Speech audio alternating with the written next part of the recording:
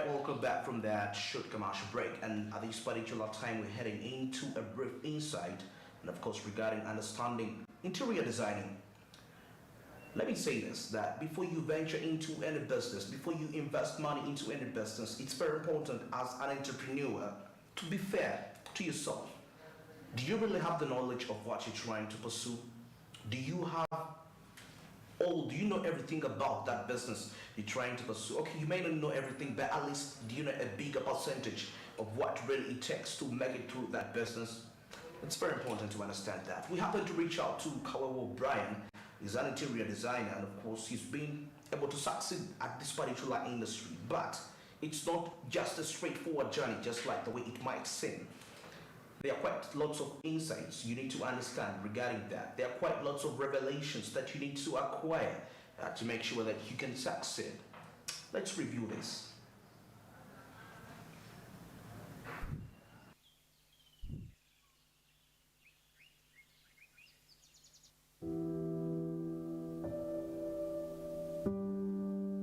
Interior design is actually the best definition for interior design is giving character to a space that has boundaries.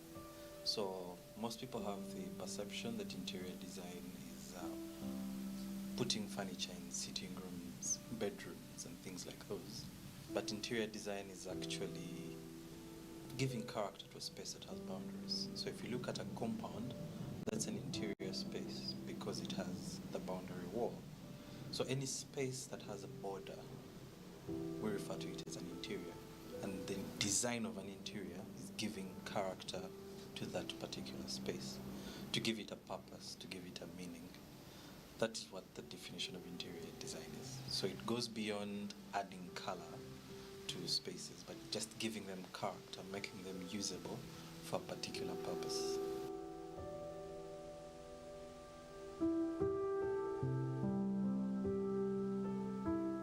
Inspired me to do interior design because I started out as an architect. I started out doing architecture work, so design of buildings.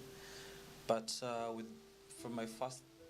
after my first job, I interned with an interior design firm, and we worked on a hotel, the best Western hotel in Entebbe. And I got the feel and love of adding character to space, because it was just a shell of a building, and all the work that we're doing to this building kept giving it more and more value. I mean, it's a hotel where you're having a night at about $200 to $300 a night. So from a shell of a building to something that to have such value, it gave me really so much inspiration. And from that, I then decided to apply for a master's in interior architecture, which I did in the Netherlands from 2015 to 2018, when I came back to Uganda to then start the venture as a proper career path.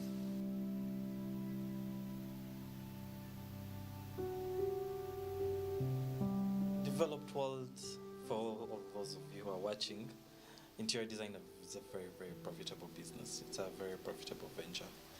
But in Uganda, it's something that hasn't yet been appreciated because people do the work themselves. Someone has a building, someone has a house, someone has a restaurant, someone has a hotel, and they just get pictures of the internet, Pinterest, and they try to copy what's on the internet and implement it in their space. Yes, it works, but at the end of the day, it doesn't have what we call a design language. If you ask someone, why did you do this? Their reasoning is, I liked it on the internet and I thought I would use it in my space. So that sort of ideology that we have as Ugandans makes the profession not have its value, because the professionals are then not hired to give those characters to those spaces. And eventually when you tell someone I'm an interior designer and I'm going to charge you X and X amount of money for the job, he says, no, I can do that myself.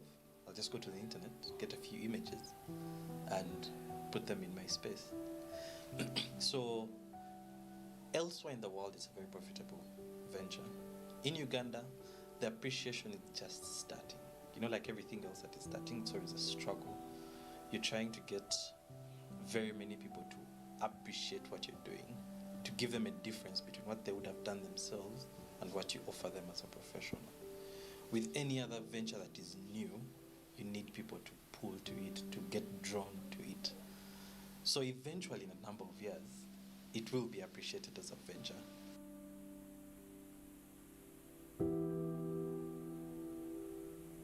The requirements for interior design are just the brain for creativity. You see, interior design is not like having a business where you will have stock and keep it. The stock is your ideas, the ideas that you have in your head. So the investment that one needs to do is a lot of research. You need to read and see how other people are doing these things. If you say you want to do interior design, start with your room, get ideas and try to implement them and see how that goes. If you can give a reason as to why you've done certain things, that is a very good start. So it has no monetary investment like a business would have, like a retail business. You're not going to say I need 100 million to have stock. The stock is in the brain, the ideas that you have.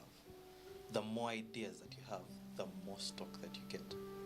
Then of course, there are just certain things that you need to work with. You might have to get a computer for yourself, sketch paper, pens, colors, things to just help give character to the ideas that you have in your head. So the investment is just you getting as many ideas as possible, reading about the profession, reading about the ventures, trying to understand how certain things work. Of course, interior design is a part of architecture.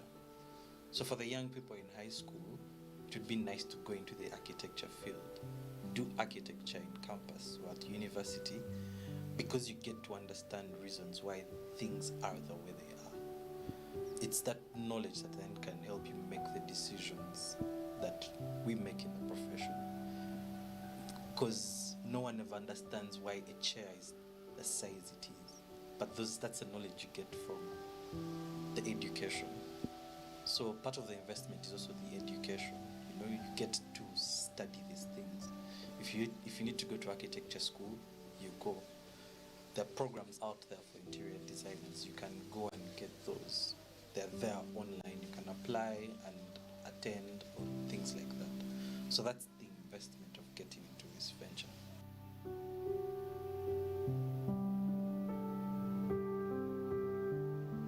Have the expectation of getting rich and getting money, then it's not the right venture for you. It's not a venture that I would advise you to get in. It's not a get-rich scheme. This is something that requires patience, because you need to look for the clients. The clients have to approve of the work that you're doing. Then those clients will tell other people that this person does A, B, C. And from there, you build a connection. But that doesn't take 1 minute. It doesn't take a day. It doesn't take a week. It takes time. So if it's a get-rich scheme, it's the wrong business. Otherwise, if it's get rich, I'll tell someone, go and do sports betting, But they're not the same things. You cannot put time and money in the same sentence with this profession. Yes, the money is there when it comes, but there's a lot of time that you spend. And time comes with things like approvals. People need to like the stuff that you do. It's not something that you do and it's obvious that you're going to get rich. No. It takes time. It's about building rapport. It's about people understanding that this guy does this stuff, this guy does these good things, let me refer him to this person.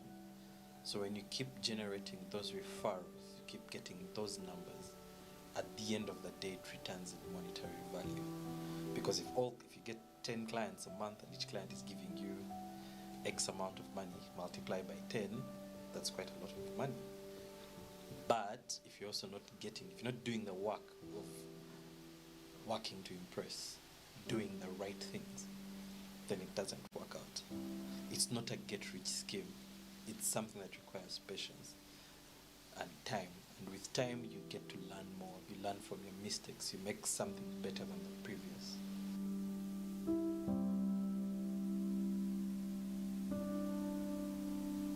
For me, if there are very many of you doing the same thing, that's a very good thing, because that means what you're doing is needed. If you're the only person doing something, then whatever you're doing is not needed. So if there are many of you doing the same thing, beating the competition is just doing something better than the other person. You know, it's just simple macho physics. You know, if you're better than someone at something, you'll be above them. So that's how you beat the competition, if we may call it that. It's just about doing something better.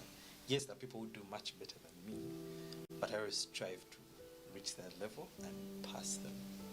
That's how it works. So like in high school, if all of you are studying the same subjects, you're reading the same, but you're all not that fast. Someone is putting in the work more than the other. They're reading harder.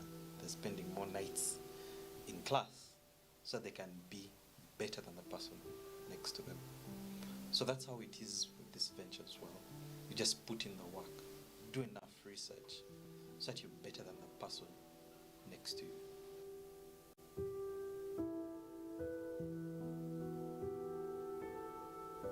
Points of inspiration is following your passion. You know, some people, or most of us, grow up with this ideology that your parents tell you have to do this and you have to follow through. But midway, as you grow up, as you get older, as your brain matures more, you get to realize what you want to do. When you put time into doing what you want to do, you achieve more. Inspiration is out of asking questions. You know, some people say, I want to do this, and they straight away jump into it. They don't do the necessary research. They don't ask questions. They don't talk to people doing the same thing. They just flat out jump into it. It doesn't work, and they say, no, this wasn't my thing. Let me try something. And it goes into that spiral of events, changing from one thing to another. But if you want to do something, get in touch with people who are doing it. Ask them how they're doing it. Hang around them as they're doing whatever they're doing. Understand the traits. What are they doing right? What are they doing wrong? Ask them questions. Before you get into this whole idea of I'm going to get into this to make money, understand how it works. And the only way to understand how it works is by being around the people doing those particular elements.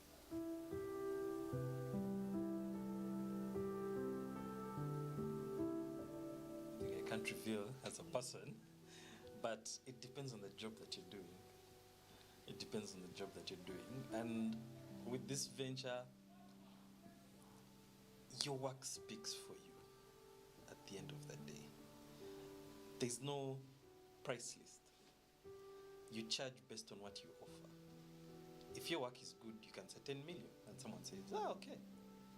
If your work is not good and you say 10 million, it's like, no, I have someone who can do it for 5. You know? So there's no price list. The charge is based on the work that you can do. Of course, you have to do your background research. How much is it going to cost to make this, this, and this? How much is it going to cost to make this and this? After putting all those figures together, you come up with a price and say, okay, if the client wants me to do blah, blah, blah, and then I calculate it on the side, and I say, oh, this is how much it's going to charge. You can't come up with a ballpark figure and someone charge you this. You need to know the scope of the project. Different projects come with different prices. Different prices, different clients. I mean, you need to know how to price your clients as well. You're not going to come to a teacher and charge them 10 million shillings to do their living room. Because they're going to ask you, what does 10 million shillings cover? They don't earn 10 million probably in a year. And you want to take that away from them. But if you find a client earning 80 million shillings a month and they want to do their living room, and you charge them 10 million shillings for their living room design, it makes sense, because probably you're going to import furniture from Italy or from Spain to meet their standard, you know, the level where they are. So there's no particular price for, there's no standard price that you charge. Everything is dependent on what the client wants, on what you can offer. That's what is involved in pricing.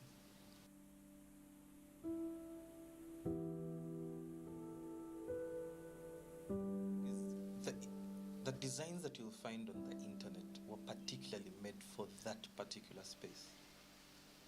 If you go and look at a bedroom, modern bedroom design on Google, those bedrooms were designed for those bedrooms, for those countries, for those climates.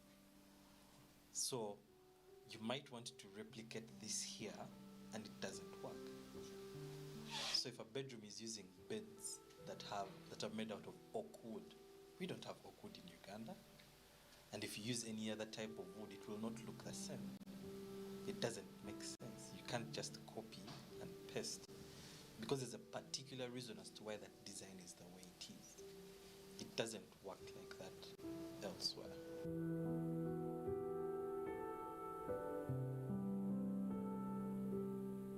So you come and hire me.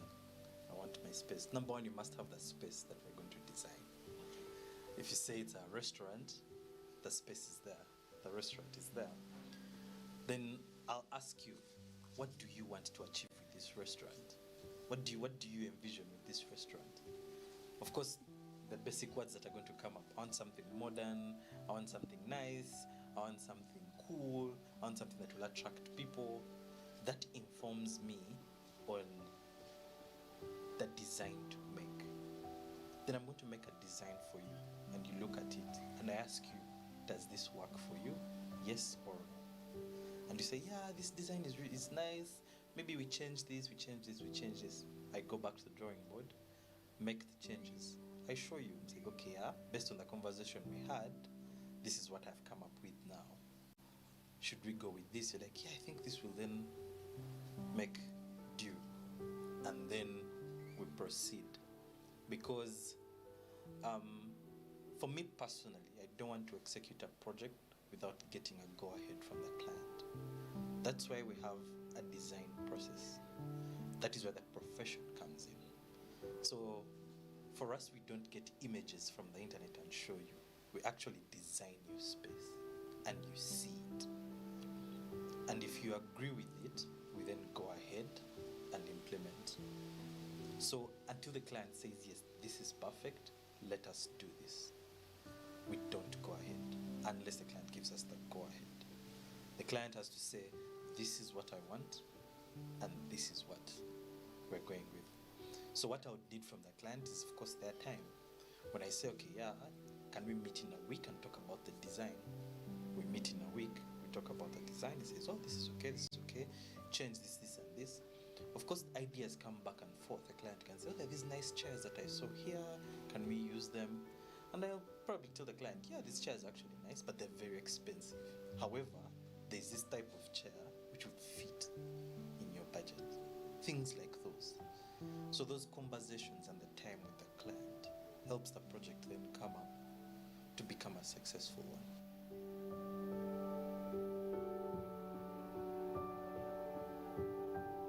The biggest problem that we face is the profession not being appreciated.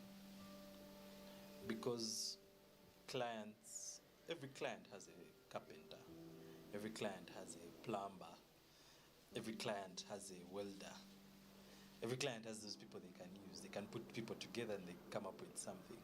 So they're like, what's the use of an interior designer? I can do this myself. I'll get a picture off the internet and my carpenter will do it for me, you know? So then the profession is not appreciated that much. Someone will always ask, why do I need an interior designer? I did my first house myself. I don't need an interior designer now. You get what I'm saying? So that's the biggest challenge that we have faced in this profession and in this venture. The fact that it's not appreciated. People don't seem to see the need for hiring. The people who appreciate this profession are the very, very, very wealthy. So big organizations, big corporations, those are the people who see the need to have interior designers.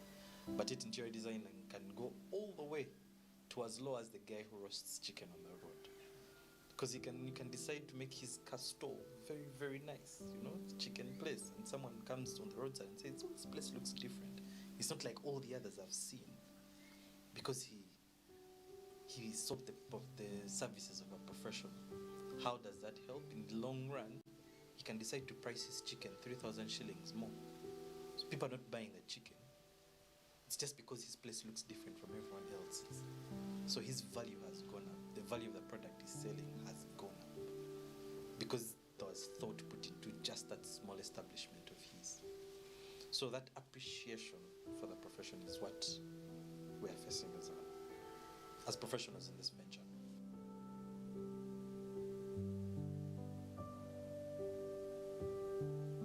Keep working.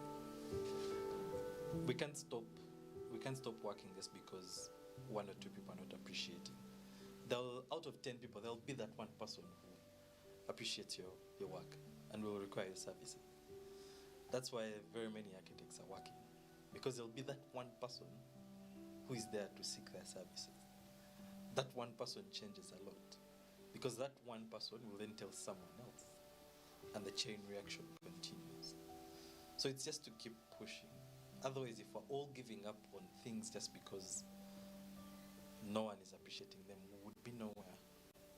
Everything is working because of the resilience, because of that push to keep going.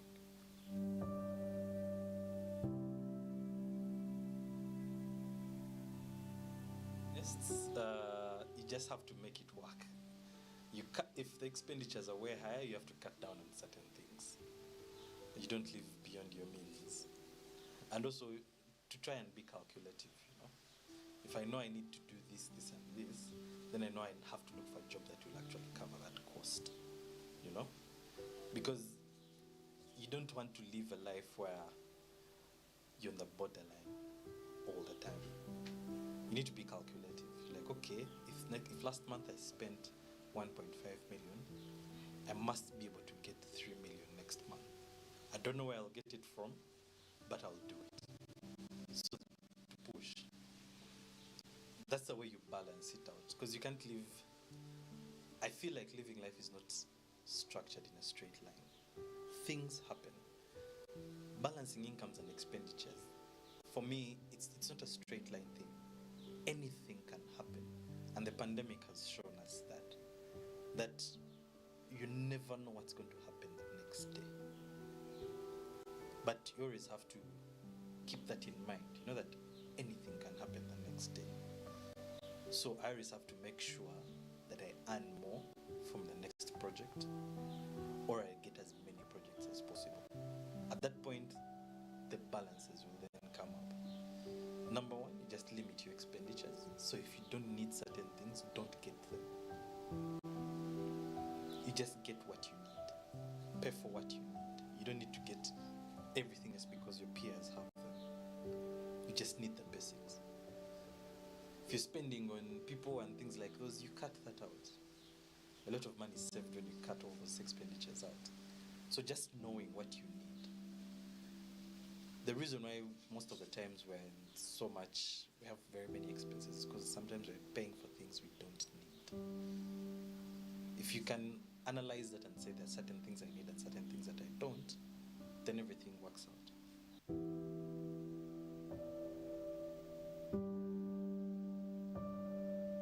In 5 or 10 years to come, I see this not for myself, but for everyone else in the profession and the venture or the career. I see it being developed further. Reason being, many of the youth right now are exposed. We are very lucky that there's so many means or sources of information that we have. We have the internet. Many people are traveling now. Traveling is now normal, People are going abroad to study. People are going abroad to do small stints of work, 3 months. In those 3 months, someone sees something different and appreciates it. So when they come back to Uganda, they don't want something mediocre. They want what they saw. And as that number grows of people getting exposed, the profession is also growing bigger, because people are appreciating things they see on the internet, because they have seen them in real life, they want to execute the same things here, and they understand that, hey, these things were done by professionals. I think when I go back to Uganda, I'm going to use a professional. I'm not just going to pick pieces here and there. So in 10 years, it's going to grow further than this, way further than this. Very many people are getting involved. If you notice social media pages, there are quite a number of people are getting involved. From small things as someone focusing on curtain design, something as small as that. The designs have changed over the years because people are now exposed. So that exposure has actually helped these things develop.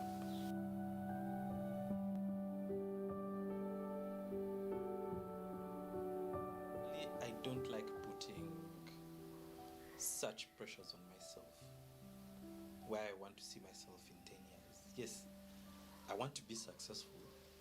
I want to have my company be recognized among great interior design companies in the country.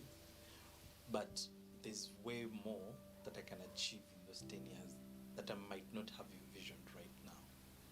So each day is a growing process. My vision for 10 years might be achieved in the next 2-3 years. Then I'll have to change again for what my next 10 years are going to be. So for me, it's just about growth, growing as far as I can get. How I've planned for my future life, as same thing as the process goes. I might say I want to have a very nice house, a very nice ranch in 10 years. If I achieve that in the next 3 years, what of the next 7? You understand?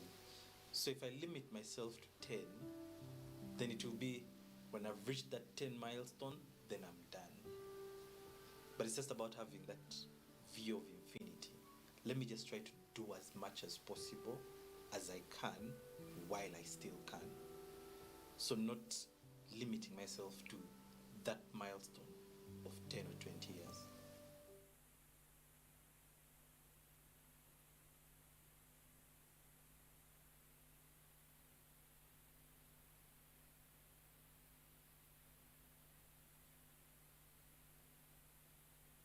All right, that was an insight regarding, of course, the interior designing, getting to understand what are the different dynamics that are involved. But of course, not only just interior designing that.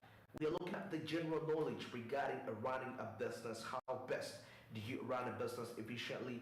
What are those particular disciplines that you should incorporate into yourself as a human being, as a person, to make sure that you keep that discipline and you move on, because at the end of the day, sometimes what really limits the business growth and development comes along with you as a person. What are your personal disciplines? What are your values? What are your attributes? How do you observe life? Quite so many of those add up, and at the end of the day, they will determine the decision you will make, which will determine how far your business will progress. But above all, how far and how best your business will be sustained for a longer time. Alright, it's exactly 30 minutes past the hour of 8 a.m. and at this particular time, let's get into a short commercial break and of course, more business insights coming up.